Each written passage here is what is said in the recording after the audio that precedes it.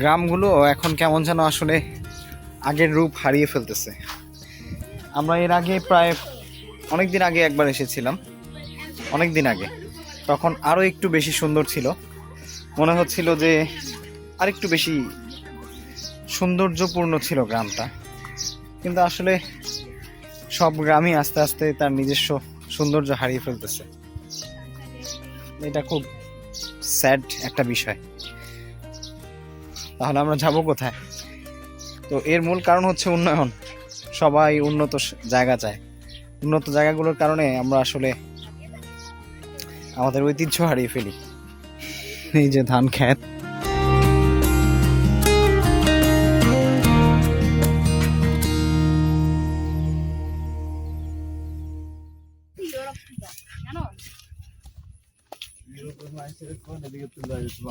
মানুষের আইনা লাগাইছে।